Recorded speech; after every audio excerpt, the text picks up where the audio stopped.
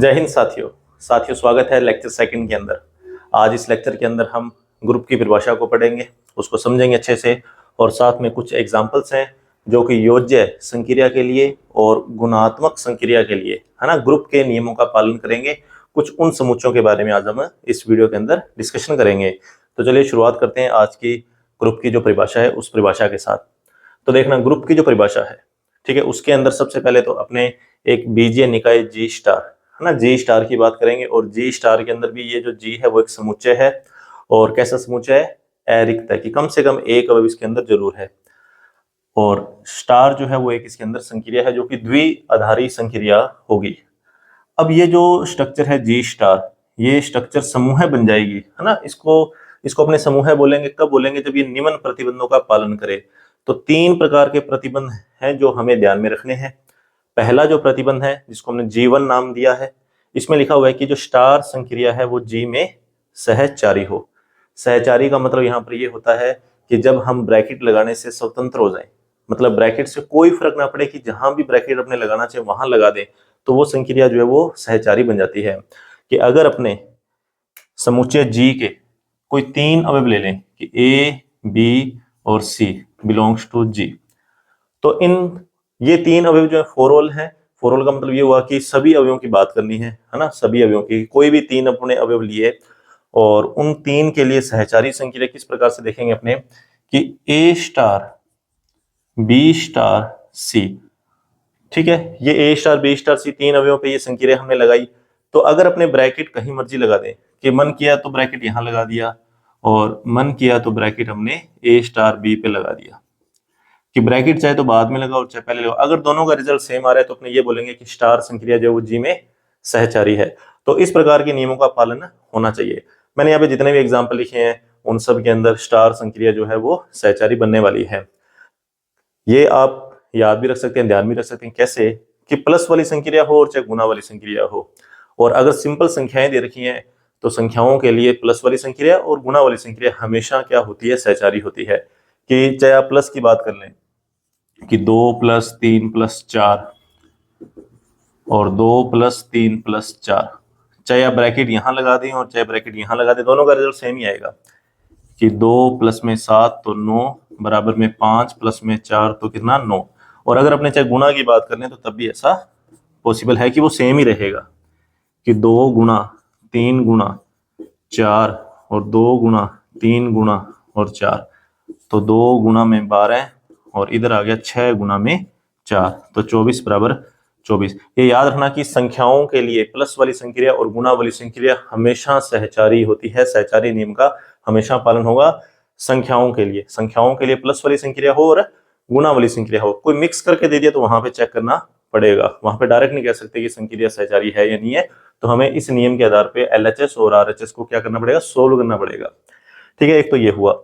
अब दूसरा जो है हमारे पास प्रतिबंध वो है G2 प्रतिबंध में देखो क्या लिखा हुआ है कि स्टार संक्रिया के लिए जी में तत्सम का अस्तित्व हो। तत्सम का मतलब मैंने अपने लास्ट जो फर्स्ट वीडियो थी मतलब उसके अंदर हमने डिस्कशन किया था कि तत्सम का क्या मतलब होता है। तत्सम का मतलब ये होता है कि एक ऐसा अवयव हमें मिल जाएगा पूरे ग्रुप के लिए जो किसी भी अवयव के साथ जब संक्रिया करेगा तो उसके अंदर ही वो शामिल हो जाएगा, कोई नया अवयव प्रोड्यूस नहीं हो पाएगा। हमने तत्सम के लिए अंदर ऐसे लिखा था कि E बिलोंग्स टू G। अगर एक ऐसा अवयव कोई E मिल गया, ठीक है, और इस E के संगत for all A belongs to G, कि जितने भी A हैं G के अंदर, मतलब जितने भी अवयव हैं इस G समुच्चय के अंदर, अगर A स्टार E का मान और E स्टार A का मान वापिस अगर A के बराबर आ गया तो हम ये बोलते हैं कि यहाँ पे तत्सम का अस्तित्व है। कि A की ऑपरेशन जो है वो E के साथ और E का जो ऑपरेशन है वो A के साथ, मतलब यहाँ पे A और E को ऑपरेट करवाया, यहाँ E और A को ऑपरेट करवाया, दोनों का रिजल्ट अगर सेम वापिस A आ गया तो संक्रिया जो क्या हो जाएगी? संक्रिया जो है वो तत्समक अवयव रखेगी अपना पूरे ग्रुप G के अंदर। अब इसमें भी एक बात याद रखो जो कि फिक्स है। फिक्स क्या है? कि प्लस वाली संक्रिया चाहे कोई भी है, ठीक है, प्लस वाली संक्रिया अगर कोई भी हो, सिर्फ प्लस वाली संक्रिया, तो उसके लिए तत्समक हमेशा 0 होगा। और गुणा वाली संक्रिया अगर है नॉर्मल, अगर सिंपल गुणा वाली संक्रिया है तो उसके लिए तत्समक क्या होगा? 1 होगा। मतलब यहाँ पे जितने भी प्लस वाले जो ग्रुप है, ये जो प्लस वाले जो बनाए मैंने, इन सब के लिए जो तत्समक है ना वो 0 है। और गुणा के लिए जो तत्समक है ना वो 1 आएगा। क्यों आएगा? क्योंकि प्लस के लिए 0 ही एक ऐसा अवयव है जो किसी अवयव के साथ ही शामिल हो जाएगा, कोई नया अवयव प्रोड्यूस नहीं कर पाएगा। इसको अपने एग्जांपल से समझ सकते हैं। जैसे सिंपल कोई एग्जांपल, जैसे 2 में अपने क्या प्लस करें कि वापस 2 आ जाए, इसको आप ऐसे भी लिख सकते हो।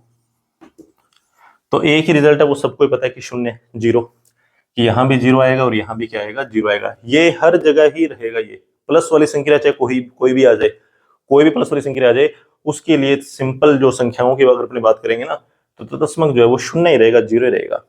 कि ए में क्या जोड़ूं कि वापिस ए आ जाए, तो ई बराबर क्या होगा, 0 होगा। तो ये याद रखना ये कि ये प्लस वाली जितनी भी संख्या आपको दिखाई दे रही है ना, इन सब के लिए, इन समुच्चयों की अगर अपने बात करें तो 0 जो है ना उनका तत्समक अवयव है। 0 जो है वो क्या है, तत्समक अवयव है। और अगर अपने गुणा की बात कर ले, है ना, गुणा की अगर अपने बात कर लें कि 2 का किससे गुणा करें कि वापिस 2 आ जाए, या इसको ऐसे लिखें अपने। अब ये सभी को पता है कि गुणा के लिए हमेशा जो तत्समक है वो क्या होगा, 1 होगा। कि यहां भी 1 आएगा और यहां भी क्या आएगा, 1 आएगा। कि ए का किससे गुणा करूं कि वापिस ए आ जाए, तो यहां से ई बराबर जो है वो क्या आएगा, 1 आएगा। ई बराबर क्या आएगा, 1 आएगा। अच्छा, इस तरीके से आपको ये सारी बातें ना ध्यान में रखनी है कि 0 के लिए प्लस वाली संख्या के लिए जो तत्समक है वो 0 होगा, और गुणा वाली संख्या के लिए जो तत्समक है वो क्या होगा, 1 होगा। सिंपल प्लस और सिंपल गुणा की बात कर रहे हैं अपने, किसी संयुक्त संख्या की बात नहीं कर रहे अपने। तो ये आप फिक्स जो चीजें वो याद रखनी है। फिर इसके बाद में आ जाता है G3, जो तीसरा जो गुणधर्म है या तीसरा जो प्रतिबंध है ग्रुप बनाने के लिए, वो ये लिखा हुआ है कि G का जो प्रत्येक अवयव है वो क्या होना चाहिए, व्युत्क्रमणीय होना चाहिए। अब ये व्युत्क्रमणीय क्या है इसको समझते हैं। तो G के प्रत्येक अवयव का व्युत्क्रमणीय होने का मतलब ये हुआ कि for all A belongs to G, ठीक है, एग्जिस्ट, देयर एग्जिस्ट, अस्तित्व होना चाहिए X बिलोंग्स टू G का। मतलब जितने भी A हैं उन सब के लिए क्या होना चाहिए, एक X होना चाहिए, सभी के लिए, मतलब, है ना। अच्छा, एक चीज और देखनी है कि ये सबके लिए अलग अलग ही होगा। ऐसा नहीं है कि सबके लिए वो सेम ही रहेगा, कि जितने भी A हैं उनके संगत X का अस्तित्व होना चाहिए। किस प्रकार से कि A स्टार X बराबर E आना चाहिए, और या फिर X स्टार A बराबर जो है वो क्या आना चाहिए, E। ये हमारे पास व्युत्क्रम की परिभाषा है।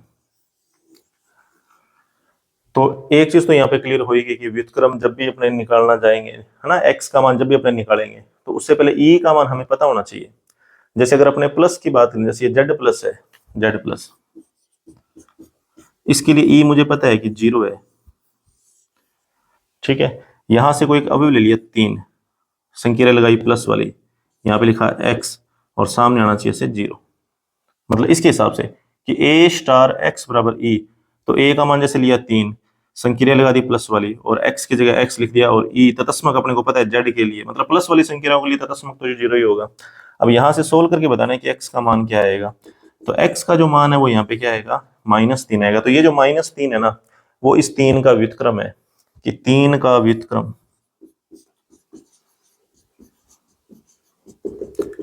-3 है। तो अब ये सब के लिए अलग अलग होगा, कि अगर अपने यहाँ पे मान लो यहाँ पे 4 लिख दें तो 4 का व्युत्क्रम तो -4 होगा, 5 का व्युत्क्रम तो -5 होगा। तो ये ध्यान रखना, प्लस वाली संख्याओं के लिए अगर व्युत्क्रम लिखना हो ना तो वो माइनस लग जाता है आगे। कि चाहे अपने C प्लस की बात कर लें, चाहे R प्लस की बात कर लें, चाहे Q प्लस की, अगर किसी भी समुच्चय के अंदर आपको किसी भी अवयव का अगर इनवर्स निकालना है, व्युत्क्रम निकालना है, तो सिर्फ आपको उसका निशान चेंज करना है कि A का योज्य व्युत्क्रम, तो हमेशा ध्यान में फिक्स यही है, -a होगा। A का जो योज्य व्युत्क्रम है वो क्या होगा, -a होगा, ठीक है। गुणा के लिए अलग है, गुणा। तो अगर अपने को गुणात्मक प्रतिलोम निकालना है, या यूं बोल दें कि गुणा संक्रिया के लिए अगर अपने को व्युत्क्रम निकालना है कि A का किससे गुणा करें कि E आ जाए। अच्छा, गुणा के लिए E बराबर क्या होता है, 1 होता है। ये गुणा संक्रिया वाले जो ग्रुप है ना, जितने भी ये है ना, ये एग्जाम्पल है मैंने ग्रुप के गुणा संक्रिया वाले, इन सब के लिए E का मान क्या होगा, 1 होगा। कि 2 को किससे गुणा करूं कि वापस 1 आ जाए, या ऐसी कौन सी संख्या जिसका 2 से गुणा करूं तो 1 आ जाए। अब यहाँ पे सोचने वाली बात है कि ये अब सब के अंदर मिलना कोई जरूरी नहीं है, मतलब, है ना, हो सकता है कहीं पे मिले और हो सकता है कहीं पे ना मिले, क्योंकि गुणा का चक्कर आ गया ना यहाँ पे, तो गुणा में काम थोड़ा चेंज हो जाता है। कि अगर अपने इसको सोल्व करें कि 2 को किससे गुणा करें कि 1 आ जाए, तो x बराबर आएगा 1/2। ठीक है, सिंपल गुणा की बात हो रही है। अब 1/2 यहाँ तो चलो ठीक है कि नॉन जीरो नंबर है, तो उसके हिसाब से हमें समझ में आ गया ये। ठीक है, हो सकता है कि कई बार समुच्चय ऐसे आ जाए जैसे q गुना आ गया, और अपने से कोई पूछ ही ले कि क्या यहाँ पे प्रत्येक अवयव का व्युत्क्रम जो है उसका अस्तित्व है क्या, व्युत्क्रम का अस्तित्व, कि Q के अंदर क्या व्युत्क्रम का अस्तित्व होगा क्या। ठीक है, तो अब Q के अंदर तो एक जीरो भी है। अब जीरो को किससे गुणा करूं कि वापस 1 आ जाए, मतलब जीरो को किससे गुणा करूं कि 1 आए, तो x बराबर आ गया 1/0। अब ये तो अपरिभाषित हो गया, तो वो आपको पहले देखना पड़ेगा कि समुच्चय के अंदर अवयव किस प्रकार के हैं, किन किन के व्युत्क्रम की बात हो रही है। तभी तो यहाँ पे मैंने एक एग्जाम्पल दिया ना, इसमें R नोट लिख दिया कि शून्य के अलावा सभी का व्युत्क्रम आपको मिल जाएगा गुणा संक्रिया के अंदर। ये याद रखना ही है कि गुणा संक्रिया के अंदर शून्य के अलावा आपको सभी अवयवों का व्युत्क्रम मिलेगा ही मिलेगा। लेकिन उसमें भी ध्यान ये दे देना कि जैसे अब z गुणा आ गया,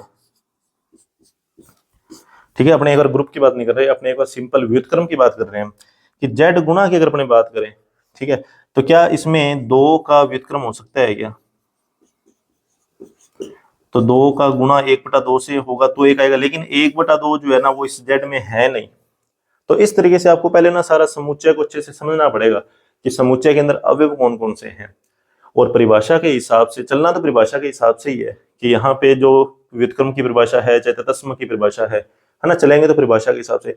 लेकिन उस परिभाषा के हिसाब से जो अंशर आ रहा है वो अंशर भी इस समुच्चय के अंदर होना चाहिए, जो आपको समुच्चय दिया हुआ है कि अंशर तो उसमें है नहीं। ठीक है, लेकिन अपना आंसर आ गया, मतलब आंसर तो आ गया कोई ना कोई कि 2 का व्युत्क्रम 1/2 तो होता ही होता है, लेकिन समुच्चय कौन सा दिया हुआ है वो देख लो ना, कि समुच्चय को जरूर देख लेना कि समुच्चय के अंदर वो रिजल्ट होने चाहिए हमारे, तभी ये बात सही मानी जाएगी।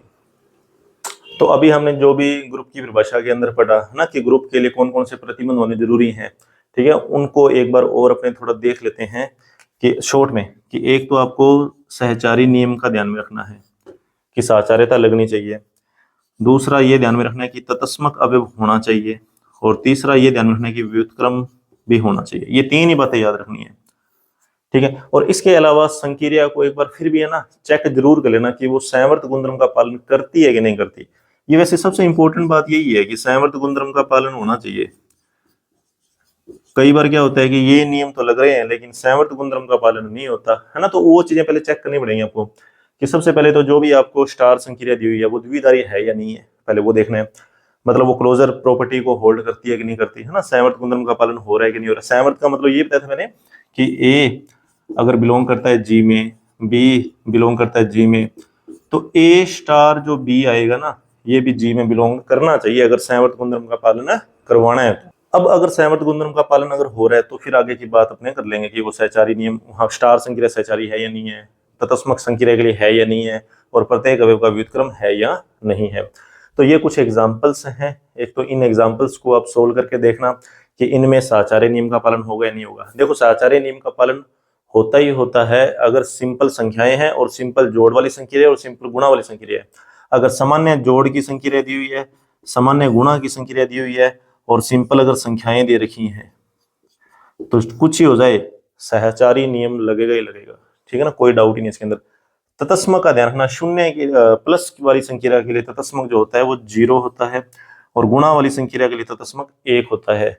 और अगर अपने व्युत्क्रम की बात करें तो प्लस वाली संक्रिया के लिए जो व्युत्क्रम है वो सिर्फ माइनस का फर्क आएगा, कि माइनस लगा देना कि 4 का व्युत्क्रम अगर अपने को लिखना है तो -4 ऐसे।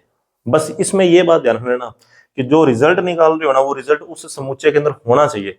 अगर वो रिजल्ट उस समुच्चय के अंदर है ही नहीं तो फिर कैसा व्युत्क्रम और फिर कैसा तत्समक, है ना। कि जैसे n+ है, अब n+ की अगर अपने बात कर ले तो n+ में तत्समक है ही नहीं है, तो इसको आगे चेक करने की जरूरत ही नहीं है। n+ क्योंकि तत्समक जो है ना प्लस के लिए मैंने बताया कि 0 होता है, लेकिन 0 इसमें तो नहीं है ना, तो ये जरूर देख लेना कि वैसे तो प्लस के लिए तत्समक है 0 और गुणा के लिए तत्समक है 1, लेकिन वो समुच्चय में है या नहीं है उनको देखना पहले जरूरी है। कि समुच्चय को जरूर एक बार आप देख लेना कि आपको समुच्चय कौन सा दिया हुआ है।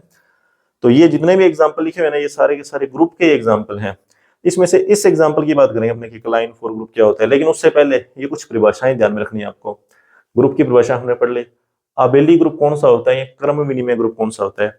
तो अगर स्टार संक्रिया क्रम विनिमय नियम का पालन करती है किसी ग्रुप के अंदर, किसी ग्रुप के अंदर कोई संक्रिया दी हुई है स्टार, कि अपने पास G स्टार है, ठीक है, मान लो ये जो जी स्टार है ना, ये ग्रुप है, ये जो बीजीय निकाय है ना, ये ग्रुप के नियमों का पालन करता है। मान लो ग्रुप के नियमों का पालन करने का मतलब ये हो गया कि वह संक्रिया जो सहवर्त भी है, सहचारी नियम का भी पालन हो रहा है, इसमें तत्समक भी है, और प्रत्येक अवयव का इसमें व्युत्क्रम भी है। लेकिन ये जो ग्रुप है, ये आबेली ग्रुप जो है वो कब बनेगा, तो उसके लिए एक संक्रिया, यहाँ पे एक गुणधर्म और होना चाहिए कि ये जो संक्रिया है ना, ये कर्म विनिमयी संक्रिया होनी चाहिए। कर्म विनिमय का मतलब ये होना होगा कि for all A comma B belongs to G, A star B अगर बी स्टार ए के बराबर आ गया, तो मैं बोलूंगा कि जो संक्रिया है वो कैसी है, कर्म विनिमयी है। ये ध्यान रखना कि ये जी स्टार मान लो कि ग्रुप है, लेकिन इस ग्रुप को आबेली ग्रुप या कर्म विनिमय ग्रुप कब बोलेंगे, अगर इस तरीके की संक्रिया जो है, संक्रिया जो है यहाँ पे वो इस तरीके के नियम का पालन और कर जाए। कर्म विनिमय नियम बोलते हैं इसको कि ए स्टार बी बराबर होना चाहिए बी स्टार ए के बराबर होना चाहिए, कि 2 में 3 जोड़ दिया और 3 में 2 जोड़ दिया तो बराबरी आ रहा है, ये होता है कर्म विनिमय। 2 का गुणा कर दिया 3 से और 3 का गुणा कर दिया 2 से, बराबर आएगा, ये होता है कर्म विनिमय। तो अगर इस तरीके से कर्म विनिमय का पालन होता है तो वो जो ग्रुप होगा है ना, जी स्टार जो ग्रुप होगा वो फिर कर्म विनिमय ग्रुप बोला जाएगा उसको, या फिर उसको क्या बोल देंगे, अपने आबेली ग्रुप बोल देंगे। तो एक ये परिभाषा होगी इसके अंदर कि हमारा जो ग्रुप है जी स्टार, वो अगर कर्म विनिमय नियम का भी पालन करता है, उस ग्रुप की जो संक्रिया है वो अगर कर्म विनिमय नियम का पालन करता है, तो वो जो ग्रुप है वो आबेली ग्रुप बन जाएगा, कर्म विनिमय ग्रुप बन जाएगा। अब परिमित ग्रुप क्या होता है और अपरिमित ग्रुप क्या होता है? तो परिमित ग्रुप तो वो होता है जिसमें अवयवों की संख्या जो है वो सीमित होती है, जिनको गिना जा सकता है। अगर जैसे ये एग्जाम्पल ये लिखे हुए हैं, जैसे ये वाला है, इसमें 2 ही अवयव है तो ये परिमित हुआ, इसमें 3 अवयव है तो ये परिमित हुआ। ये परिमित नहीं है क्योंकि इसमें अवयवों की संख्याओं को गिना नहीं जा सकता, लिखा नहीं जा सकता कि यहाँ के यहाँ इतने अवयव हैं इसके अंदर, है ना, लिख नहीं सकते, अप्रभाषित हो गया, ये अपरिमित है ये। तो अगर अवयवों की संख्या परिमित है तो ग्रुप क्या होगा, परिमित होगा, और अगर किसी ग्रुप में अवयवों की संख्या अपरिमित है तो वो ग्रुप अपरिमित हो जाएगा। फिर उसके बाद में आ जाता है कि कोटि या ग्रुपांक। कोटि का मतलब ये होता है कि उसमें अवयव कितने, किसी ग्रुप के अंदर जो अवयवों की संख्या होती है वो ग्रुप की कोटि कहलाती है, कि ग्रुप की कोटि, जी की कोटि, जी की कोटि, तो जी की कोटि होती है ऑर्डर ऑफ जी, मतलब जी में अवयवों की संख्या, जी में अवयवों की संख्या। तो परिमित ग्रुप की कोटि परिमित होती है और अपरिमित ग्रुप की कोटि अपरिमित होती है। ये परिमित ग्रुप है, इसकी कोटि 1 है, परिमित है क्योंकि इसमें एक ही अवयव है। ये जो ग्रुप है ना वो अपरिमित है तो इसकी कोटि भी अपरिमित है। ये भी जो ग्रुप है वो अपरिमित है क्योंकि इसमें अवयवों की संख्या अपरिमित है तो इसकी कोटि भी क्या है, अपरिमित है। ये जितने भी एग्जाम्पल लिखे हैं ना वो अपरिमित कोटि के ही है। ये जो लास्ट में जो दिख रहे हैं ना 2 एग्जाम्पल, ये v प्लस और ये m प्लस, ये v का मतलब तो सदिशों का समुच्चय है कि एक समतल के अंदर जितने भी सदिश बन सकते हैं उन सभी सदिशों का समुच्चय, है ना। तो ये भी एक ग्रुप के नियमों का पालन करता है, ध्यान रखना ये। और m का मतलब ये होता है कि मैट्रिक्स, जितने भी m क्रॉस n कोटि की जो मैट्रिक्स होती है ना वो सारी की सारी, तो मैट्रिक्सों का जो समुच्चय होता है प्लस संक्रिया के लिए वो भी ग्रुप के नियमों का पालन करता है। इसकी कोटि भी अपरिमित, इसकी कोटि 3 क्योंकि 3 ही अवयव है, इसकी कोटि 2 क्योंकि इसमें कितने अवयव हैं, 2 अवयव हैं। तो ये हो गया ग्रुप की कोटि। तो ये सारी की सारी परिभाषाएं आपको नवकार प्रकाशन की जो बीएससी की जो बुक है ना गोखरू वाली, उसमें सब मिल जाएंगी। तो वहां से इनको और अच्छे से रीड करना, इनको रिवाइज करना और इन एग्जाम्पल्स को सोल्व करके देखना कि ये क्यों ग्रुप है, इनमें तत्समक कितना है, इसमें व्युत्क्रम किस तरीके से निकलेगा। हालांकि मैंने बता दिया है ना, वैसे मैंने बता दिया सारा, इस वीडियो के अंदर आपको मिल जाएगा सारा सोल्यूशन इसका। क्लाइन फोर ग्रुप रह गया अपना। क्लाइन फोर ग्रुप क्या होता है? क्लाइन फोर ग्रुप जो है ना, क्लाइन फोर ग्रुप, तो इस ग्रुप में ना 4 अवयव होते हैं, इस ग्रुप के अंदर 4 अवयव। वो 4 कौन कौन से हैं? एक है ई है, एक है ए है, एक बी है, एक सी है। ई का मतलब यहाँ पे तत्समक है, ई का मतलब यहाँ पे तत्समक है, ठीक है, तत्समक का होना जरूरी है। फिर उसके बाद में ए है, फिर बी है और सी है। ये सारे सारे ना सेल्फ इनवर्स होते हैं, ये स्वयं के प्रतिलोमी होते हैं, ठीक है, कि प्रत्येक अवयव स्वयं का प्रतिलोमी है, प्रत्येक अवयव स्वयं का प्रतिलोमी, ये इसकी परिभाषा है। ये इसको ये विशेष प्रकार का ग्रुप है ये, कि ए का इनवर्स खुद ए ही होगा, मतलब ए स्टार ए ई आएगा, बी स्टार बी ई आएगा, सी स्टार सी ई आएगा, ऐसे। और अगर किसी और से ऑपरेट करवाएंगे ना तो नया अवयव बनेगा, कि अगर ए स्टार बी की बात करूंगा ना तो सी आएगा, ठीक है। बी स्टार ए की बात करेंगे ना तब भी सी आएगा, ए स्टार सी की बात करेंगे तो बी आएगा, और सी स्टार अगर ए की बात करें तब भी क्या आएगा, बी आएगा, कि हर बार नया। बी स्टार सी ए आएगा, और सी स्टार जो बी है वो भी क्या आएगा, ए आएगा। मतलब इनकी आपस में अगर अपने संक्रिया करवाएंगे तो कैसे अवयव आएंगे। ठीक है, तो ये सब बातें आपको ध्यान में रखनी है। तो आज के लिए सिर्फ इतना ही। आज सिर्फ आप ये जो ग्रुप की परिभाषा है, आबेली ग्रुप है, परिमित ग्रुप है, अपरिमित ग्रुप है, ग्रुप की कोटि, और ये एग्जाम्पल और साथ में एक लाइन फॉर ग्रुप है ना, इसको अच्छे से रिवाइज कीजिए। और कल की जो वीडियो होगी ना, उस वीडियो के अंदर हम एक संक्रिया सारणी बनानी सीखेंगे। उसके आधार पे क्या क्या रिजल्ट निकलते हैं, उन रिजल्ट्स की भी बात करेंगे। तब तक के लिए धन्यवाद।